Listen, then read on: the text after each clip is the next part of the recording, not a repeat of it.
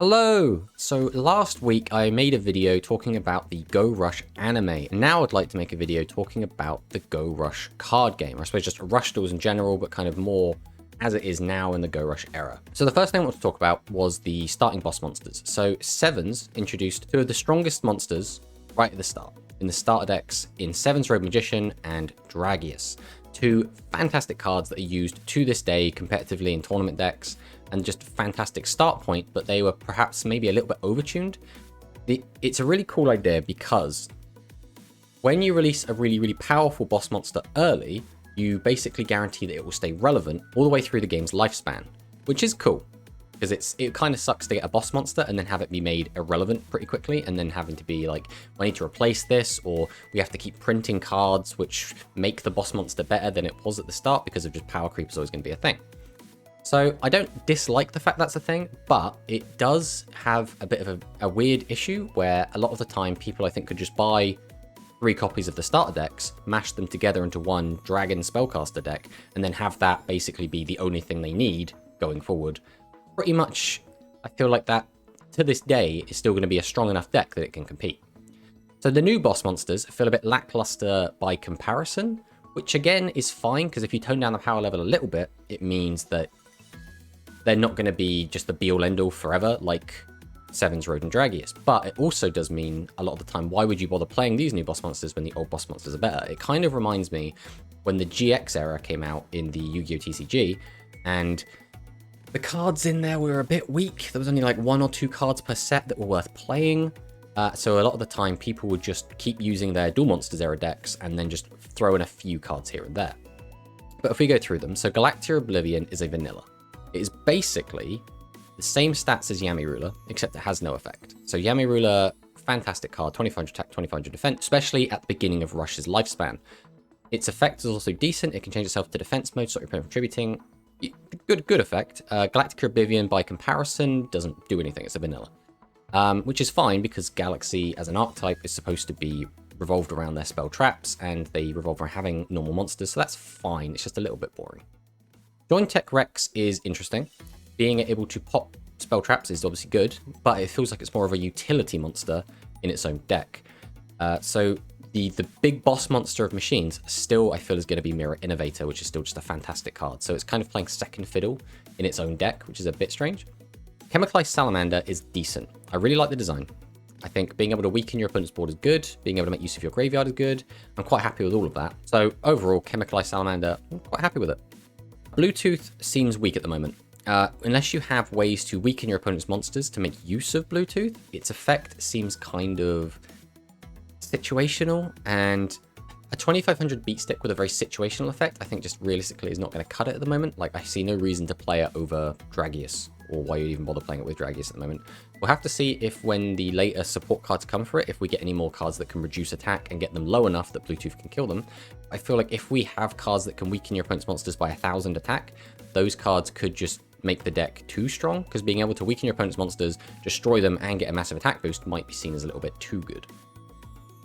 So the final big boss monster at the moment is Voidvelger Requiem, which is decent. I don't dislike it. 2500 attack, it can boost its attack, so it feels a little bit like Seven's Road, where on the attack it gets a lot stronger, but it's on a 2500 body, which is just a better for during your opponent's turn and being attacked, so I'm quite happy with that.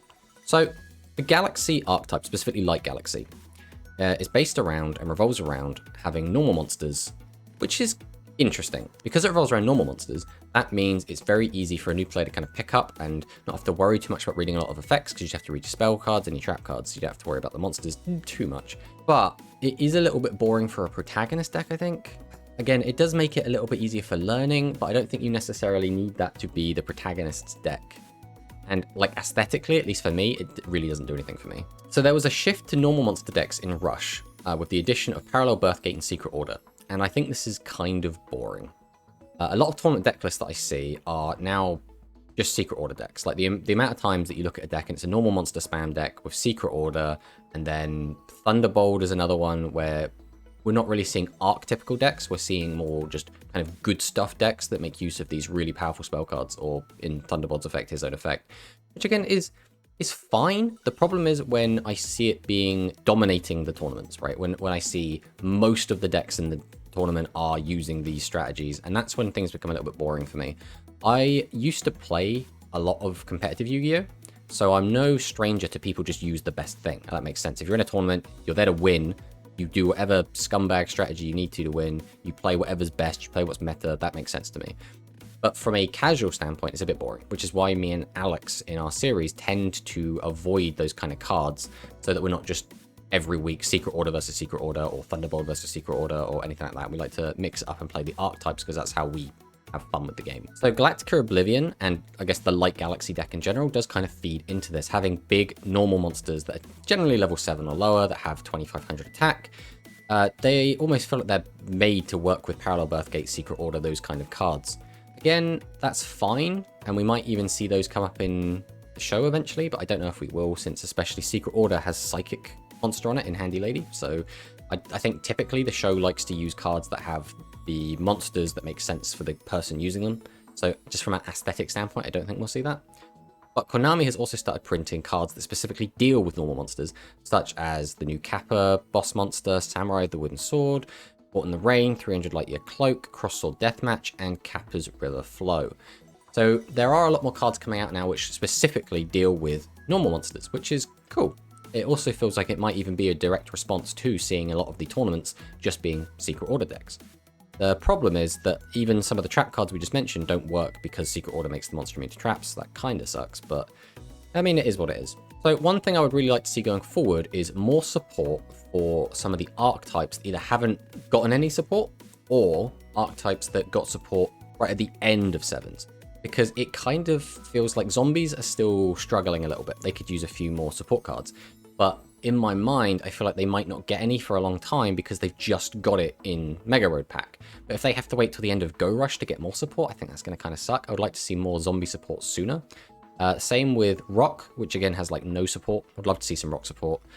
Fish feels a bit unloved. Winged Beasts as well has some okay cards, but I'd really like to see more Winged Beast support. And also Spellcasters. I feel like Spellcasters are in a weird spot because they're obviously really strong with the Sevens Road kind of multiple attribute kind of deck you can build. And also the Sevens Road kind of dark focus decks. They kind of have two decks, but they are both basically around Sevens Road Magician. So it'd be cool to see somehow a non-Sevens Road Magician Spellcaster deck start to take form. But based on how generically good Sevens Road is and how good its support cards are, I don't really see that happening. Because anytime a good Spellcaster card is printed, I assume that will just be absorbed into Sevens Road Magician. So I'd like to see more support for Sevens Archetypes as well. We've got the new Beast Gear support card in the latest set, which is really cool. Obviously that came out with the new Beast Warrior cards as well in the Heartless Hounds. So I'm quite happy to see that. I would like more things like that. So it'd be really cool to see some more like Royal Rebel cards, maybe some more sushi cards, just stuff like that, rather than just completely kind of forgetting about them. I would also love to see some more dinosaur cards, but that's because I'm a massive dinosaur fanboy. I'd really like some dedicated spell trap removal for dinosaurs. That would be fantastic. Just anything dinosaur, I just love more dinosaurs. So it'll be interesting to see what kind of new summoning mechanic comes out, because I would expect a new summoning mechanic to come out at some point. So Ritual Summon is the obvious choice, but I'm not sure if Ritual Summons will work in exactly the same way. So the way that we changed Fusion, going from regular TCG to Rush, was that the Fusion materials have to be on the board. That means if you're summoning using a level 7 or 8 monster, you have to tribute summon them first. That's quite a lot of investment to get it out onto the board to actually perform the Fusion Summon. So for Ritual Summoning, they could do something similar where you have to get the monsters out and then use it to Ritual. The problem with that being, Fusion monsters are generally level 9. And that is because there are a lot of cards that specifically say target a level 8 or lower, and that way you can easily say, okay, well most of the fusions are level 9, so they're now immune to these 8 or lower effects. So the reason that's a big deal is because typically those monsters are quite hard to summon. They require a lot of card investment. You have to summon 2 monsters, then you have to tribute them to summon the boss monster, then you have to summon the non-tribute monster, and then you need to use the fusion card itself. So generally you're trading 5 cards to get this one boss monster, so you want it to have some sort of protection. With rituals, if you had to do the same thing, if you want to summon, let's say, a level 9 ritual, that's already going to be awkward with getting monsters on the field.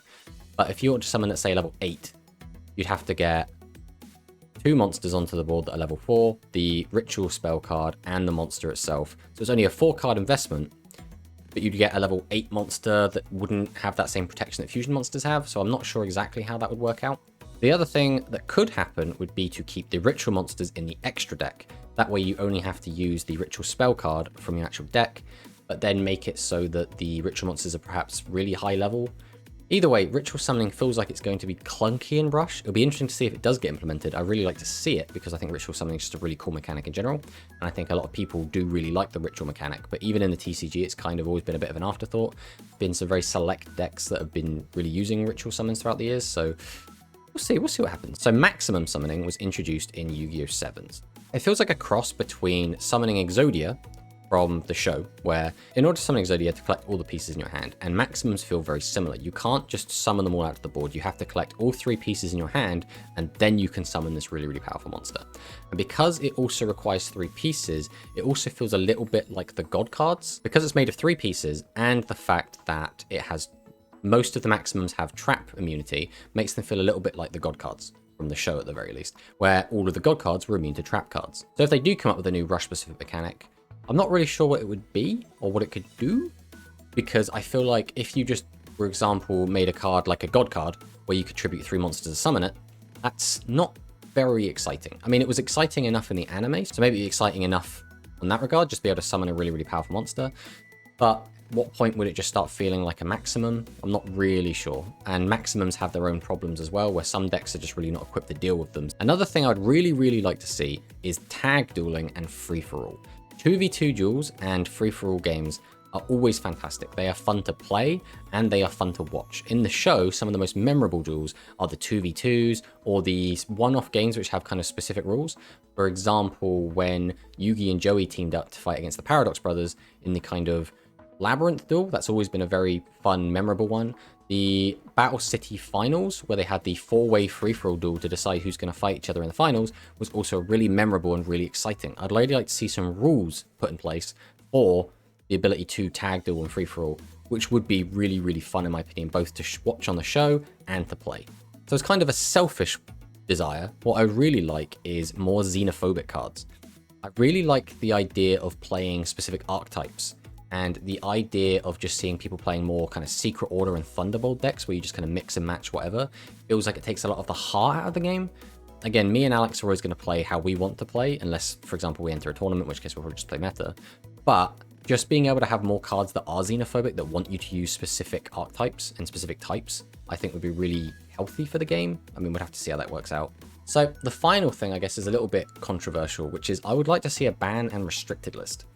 So this would be primarily to promote a wider variety of deck building, so we don't just get to see, again, the same decks over and over and over. And bans and restrictions, I can understand why people wouldn't want to do it, because they feel like admitting you made a mistake. Especially when in Rush, there is no ban and restricted, which means they have been specifically building cards that they think should be at 3, and they think are balanced around being at 3. So in that scenario, if you do make a ban restricted list, it makes you feel like you've made a mistake, and then you have to admit to have making the mistake, which no one really wants to do. The other problem is that when a player has invested into getting specific cards and then finding out it gets restricted or banned, that player is out of pocket. And especially if you're a child who's just getting into the game and playing it, who can maybe go to their first tournament and then find out that some of the cards in the deck are banned or restricted, that can really suck and can really take a lot of the fun out. But I think for the health of the game, I think it would be better, just because I do think cards like Secret Order and Thunderbolt, again, they're not bad, and they're not necessarily bad for the game. It's just, I always feel a little bit sad when I look at a tournament report or a deck breakdown from an event, and it's just mostly those decks. I think that's just kind of boring. But yeah, that is pretty much all I've got to say on the game at the moment. Obviously, me and Alex play very differently to tournament games. I'm sure differently to how a lot of people play the game, since they probably build meta or they just play in their own way, whatever they find fun. But this is what I personally would like to see. So thanks for watching, and hope you tune into the next video.